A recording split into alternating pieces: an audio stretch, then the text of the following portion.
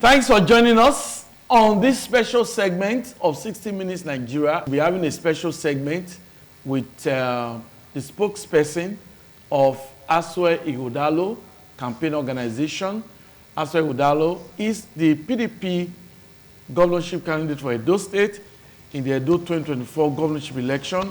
September, precisely this year, we'll be having an off-cycle election to determine the next governor of Edo State. And Barrister Dan Ogbege is a legal practitioner, but on this segment, he is coming in the capacity of the spokesperson of the Asue Ighodalo campaign organization. Dan Ogbege, nice to have you. Thank you very much. Okay. Thanks for having me. Yes, and you also passed through the serious traffic disruption because it was terrible. It was hectic. Protests. Yes. Okay. I had to navigate the adjoining trees. I didn't even know where I came out from, but I was lucky that I was able to, as a good sailor, navigate from that place to come out on ITV. But it's really pathetic that, yes, I like what they did. The protesters, you know, they are protesting the epileptic power supply and, power outages for many months and years now. And we encourage Nigerians to be able to speak up, against bad government. Yes. And we've had successive, terrible bad government of the APC since 2015.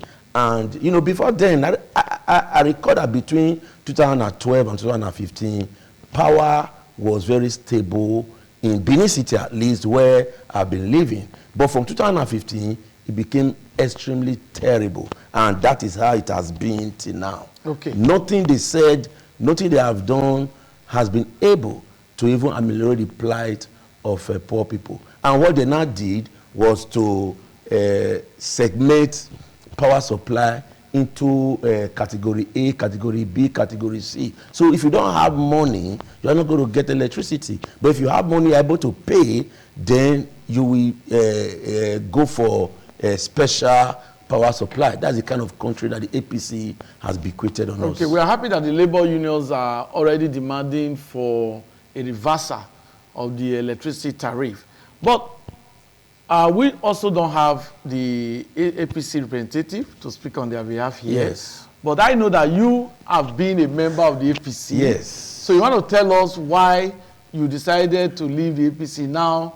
You are with the PDP and you're also the spokesperson of the Asue Ighodalo campaign organization, a very prominent candidate, Edo. The leading candidate, actually. Edo 2024 PDP governorship candidate. Yes. So why are you with him? Why did you leave the APC? Thank you very much for that question. Yes. I joined the APC in 2019 December when Asue Ighodalo was invited at that time.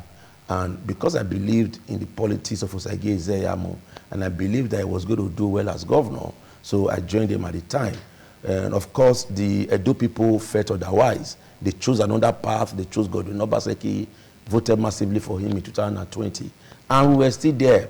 So in this last primaries, you know, APC gubernatorial primaries, we were all geared to also represent Asue Ighodalo once again. And there were other aspirants in that party at the time, Professor Sumbo, Junior Chrisogioni, a whole lot of them who are superstars in their own right in the Edo firmament. But whether in the wisdom or miscalculation or lack of respect for Edo people, the owners of APC, they chose a different candidate. And I was still willing to support the party, even with the new candidate. And I was waiting for him, reaching out to leaders, but the man was not forthcoming. So we did everything possible. I did everything possible to attune myself to election. But you know, you cannot shave a man's head in his absence. So if somebody you are supporting is not ready for an election, or it doesn't have the requisite capacity to be able to prepare the campaign for his election, then there's nothing I can do. So after complaining to a series of leaders, sending messages that I couldn't really feel this man. I don't know what he represents. I don't have his agenda. There's nothing. In fact, he doesn't even live in Edo State. He was living in Abuja, only visiting Edo State to see some key people. He spends 2 or 3 days. He goes back to Abuja. So that is how it has been. To the point that primaries were conducted in the APC in February. Maybe, I think, February 17th, if I'm not mistaken. I mean, they were staggered at some point. From that February to date, we are now in May. May is almost ending. The APC has not been able to provide a single souvenir for their campaign. Not even face cap, no T-shirt, no nothing. We cannot validate that because they may have their own style of campaign that you may not know. Yeah, the style is that they are not campaigning. They don't believe that there should be an election, that there's going to be an election. They don't believe that people will come out and vote. They believe that they are just going to write results. That's what they boast about. If some of them called me, they say, barrister, you just showed that you are not a real politician. With all these things, when Tinubu has promised us that he's going to give EDO to us, now you are going to PDP. What is wrong with you? I told them, that's what I'm saying. Yes. I told them that, that was not feeling their candidate. And their candidate was not communicating. It was hiding. Nobody could really assess him. Even the party leaders, they were complaining in the inner recesses of their houses. So that was why I was leaving. And I believe that EDO people were not going to vote for him. They will reject him to vote for somebody a lot better. Because EDO people have shown over the years that they are very enlightened voters. They are sophisticated voters. That nobody can railroad them. When they decide that, this is where we are going to, they go that direction. They go that route. So you cannot really bamboozle them or railroad them into supporting a candidate they believe is not able to really represent them. So I told them that. They said, no, there will be no election. We are going to write result. So that is what they are planning for. That's why they are not campaigning. Okay. Now, it is the reason that I resigned from the APC. I looked at the 3 leading candidates, and I saw that the APC did not have the capacity, the requisite capacity. The APC candidate did not have the requisite capacity to be governor of a vibrant state as Edo State. Edo State is even rated. Edo people are rated as one of the most intelligent ethnic group in the world. Not even in Nigeria, in the world. And Edo family is rated as the most intelligent family in the UK. Another Edo family is rated as the most intelligent family in the UK. And we have a succession of sound people with capacity. The people who have governed this state in the past, who represented Edo in the past, many of them sound. Many of them had the presence of mind. Many of them are leaders in their various industries. Time will not permit me to mention names, but there are a lot of people that we could talk about, that we could mention. Now, the state that produced this array of stars will not say it is the APC candidate that will not be governor of Edo State. Interject. So I now looked at it because we must quiz all the candidates. We must look at their profile. We must look at their history. We must look at what they have done before to be able to know what they will do again. That is exactly where I'm going to now.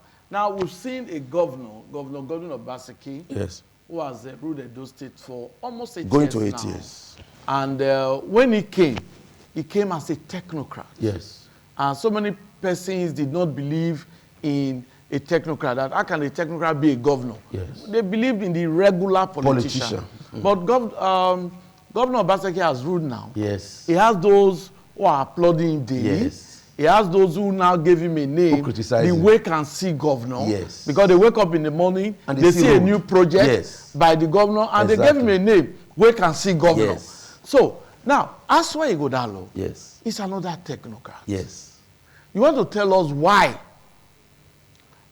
the voters in Edo State should follow that same pattern of voting for a technocrat as Asue Ighodalo? I will tell you who are my brother. Okay.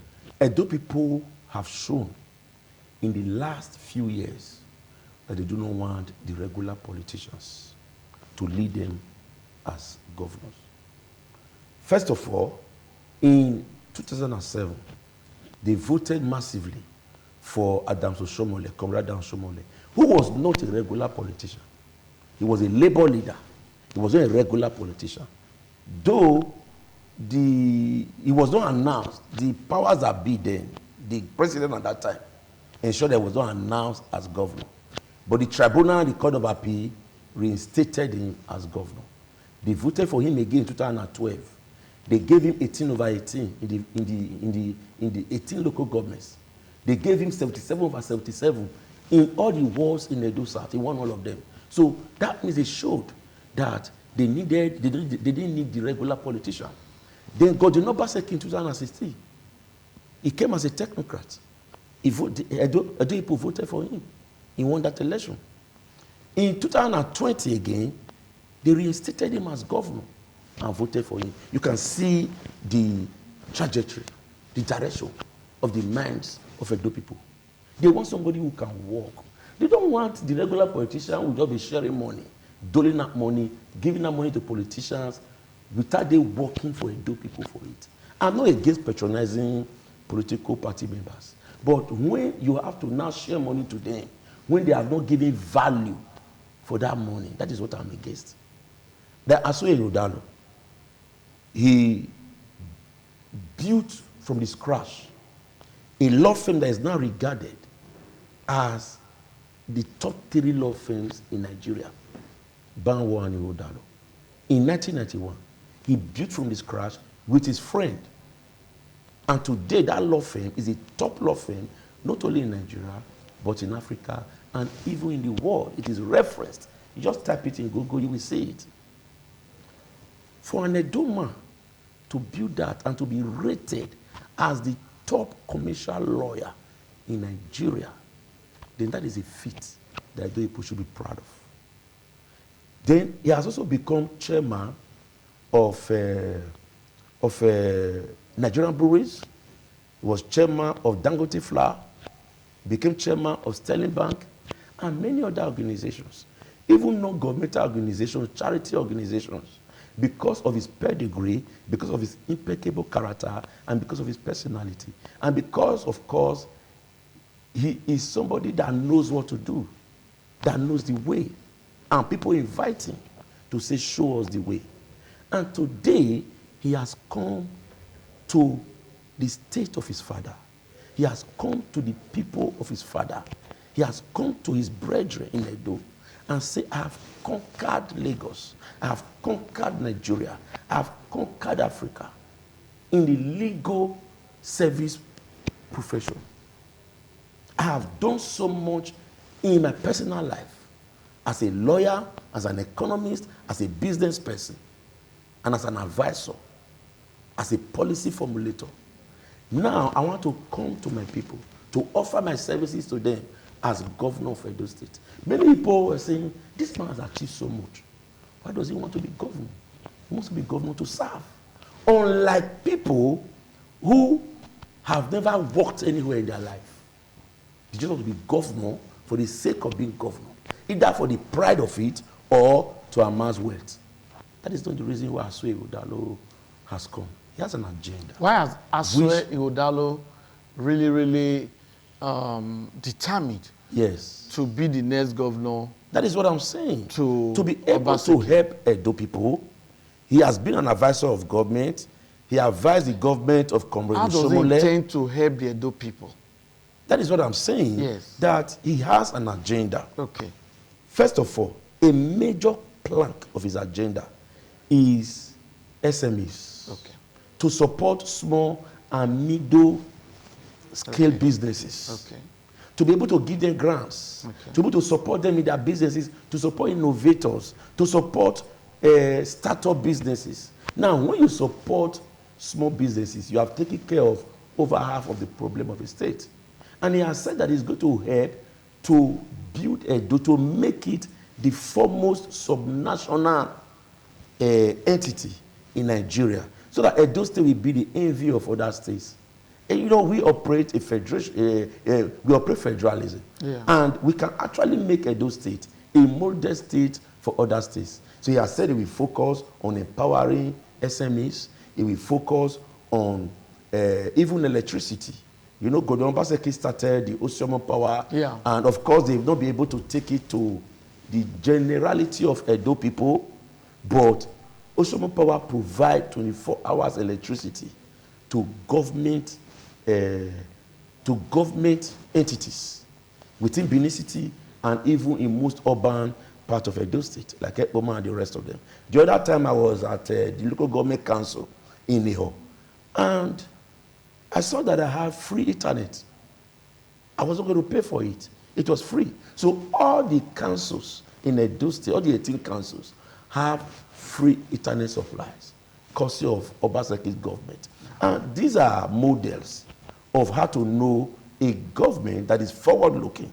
Because for us to be able to join the first world, to make Edo State part of the first world, we must focus, we must build small and middle businesses, we must empower them, then we must focus on agriculture, we must have food sufficiency. And these are the things Asue Ighodalo is talking about. Okay. To be able to support farmers so that Edo State can have food sufficiency, and we also export to be able to attract foreign exchange.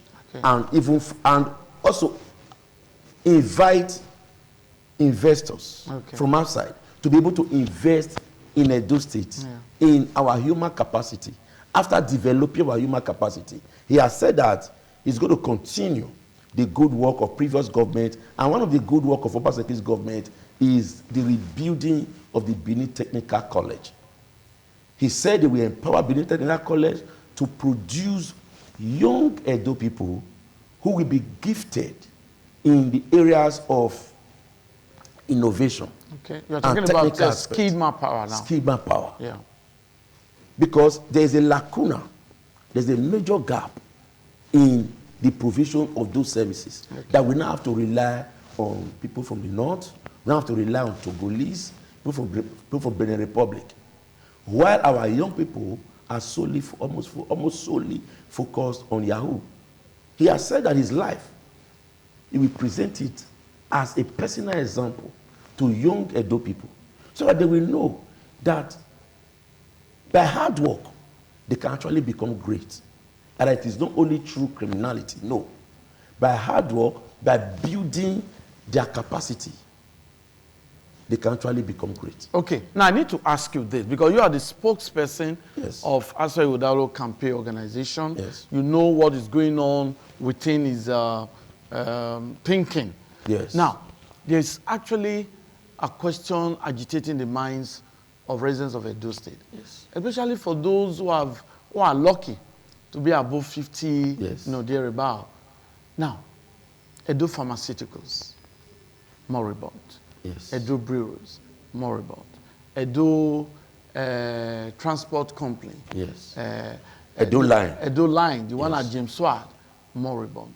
Now, what do you think your principal intends to do to revive these moribund companies and make Edo State probably a state that can boast of manufacturing service sector? Agreed, you said that it will support the SMEs, good. Yes. But in terms of manufacturing, in terms of companies, to actually absorb the teeming unemployed youth, what is your principal going to do? You know, he said that he will continue from where previous government stopped. Okay. A major problem that we've had is that most successive government, they abandon the projects of the government they succeed, and they start their own. And at times, they don't finish their own, another government will come and abandon that their own and start another one. But Dr. Asue Ighodalo has told the Edo people that he will continue from where the previous government stood, not just this current government, but even the government of Adamson Shomole, even dating far back to the military government of Sabo Bemuda. Now, you mentioned the Edo Pharmaceuticals. Of course, it's going to look at all these moribund industries again, and it's going to look at the problem, the reason why they became moribund. The branded breweries of those days. And you know, Asue Ighodalo is the topmost lawyer in the area of public-private partnership, bringing the private sector and the public sector together so that there will be a synergy between them. And all these so-called moribund industries, I'm sure that he's going to negotiate or discuss with the private sector, or probably bring people from outside to be able to look at them and see if they can be revived, the ones that can be revived. The ones that cannot be revived, I'm sure, of course, that cottage industries around that area will be created. And these industries will not only provide job for our people, they are going to reorientate their minds to focus on work to be able to attain results. Asue Ighodalo wants to build a new righteous order, to give a new righteous order of political leadership that is anchored on capacity. Not just, oh, because you are from this tribe, or because you are from that tribe, or because you are from my political party, or because you voted for me. No. If you are an EDO person that can contribute, that can give results, of course, Asue will engage you to be able to work for EDO, so that EDO will continue to work. It is working under this government. Of course, Asue will take it a step further to work for EDO people. Now, you want to tell our viewer, you want to tell the voters about the human relations of the PDP governorship candidate for EDO 2024. Wow. We've seen what is happening in Rivers. We've seen some states. An incumbent will do everything to ensure that it brings a successor. Before you know, there is misunderstanding, there is misgivings. Yes. No. So, what about the human relations of Asue Ighodalo? You know, if you know, people who know Asue Ighodalo, you know he's a giant in the corporate world in Nigeria. He's a boardroom guru. He's somebody that is very skilled in the area of man management, human relations, able to relate with people. He heads, or he has been heads of several organizations. And he has also been able to design, you know, succession plan. So that when he's no more there, then the place will also be able to run, and the next person will not go down, will not take the place down. So Asue Ighodalo, from my interaction with him in the last few weeks, is somebody that EDO people will be very proud of, that will be able to navigate the fine line of politics and government and be able to relate with people, bring warring factions together, and make Edo State great again. Because for us to be able to have, for Edo to be great again, we must have synergy. And for us to have synergy, we must have a convergence of ideas. There cannot be convergence of ideas if people are bickering, if there are bickerings. If Asue comes as a negotiator, as a fine negotiator, he's going to bring everybody to the table, and so that they will be able to ventilate their points and how they want Edo State to move forward. And maybe the question you try to ask, if he's going to have problem with his predecessor, I'm not sure at all. I'm not sure at all. Because I see the way he's able to give to Caesar what belongs to Caesar. And the way he's able to show respect, even to young people that he works with. So it will be very hard for anybody to have problem with Asue Ighodalo. Because he's going to convince you that it is in your best interest for things to be in a certain way. And you will be convinced, and you will support it wholly by yourself. That's Barrister Dan Ogbege, the spokesperson of the 2024 PDP governorship candidate. And he has been able to enlighten the voters the reasons why they should vote for him. Not so many persons before this interview are aware of what Asue Ighodalo is capable of doing. Dan Ogbege has just unveiled it. Thank you. He has just made it very plain that this man, Asue Ighodalo, is a technocrat, is a politician, and is a man that knows how to harness the talent of the youths. He has also talked about skilled manpower, that this man has a plan to develop our youths, to develop Edo State to be a hub where you can get skilled labor, especially from the youths, from the secondary school students through the Benin Technical College. He has spoken about a lot of things. And I know there are other areas that you need to talk about. That's why he must come again, because there are other areas he must talk about. But before I let him go, now, the local people. We have, there are some persons that put on tie. Yes. They talk. At the end of the day, they don't go to the polling units. Yes. But you see the locals, those who will besiege where they send newspaper to get the latest information. They don't miss it. They go and vote. Yes. Those in the villages. So how is Asue Ighodalo going to galvanize all these voters, What I will have to quickly tell them is that our people, whether the local people, the grassroots people, the sophisticated people, they must insist this time around that only a person with capacity must become the governor of Edo State, and that their votes must actually count. You know, in 2015, when some of us were shouting that Buhari did not have certificate, so people were saying, no, even if he brings a NEPA B certificate, we'll vote for him. This is where NEPA B certificate has taken us to. For 8 years, that Buhari took us 200 years backward. And today, we have Tinubu. And we also insisted. But people say, no. But so the point is, we must insist on capacity. We must insist on people who can get the job done. We must jettison or discard any form of sentiments or emotions to be able to decide, because this is about our life. It is about the life of our children. They are too important for us to say, oh, this person is my tribe, this person is not my tribe, or, oh, somebody who took Oba to court is supporting this person, I will not vote for this person. Look, it is about our life. We must take this election very seriously. And who is that man that has all these qualities you've just mentioned? Dr. Asue Ighodalo. It is very clear. Dr. Asue Ighodalo. Watch him, listen to him talk, watch his mien, his discipline, and everything. You will see that this will be the best decision. Obaseki has done so much for Edo, but this will be his best project for Edo. If Edo people succeed in voting for Asue Ighodalo, it will be the best gift, best parting gift to Edo people by Godwin Obaseki. Thank you very much. That's the program. I told you it's a special segment of 60 Minutes Nigeria. And for about 30 minutes, we've been talking about the Edo 2024 gubernatorial election coming up September this year.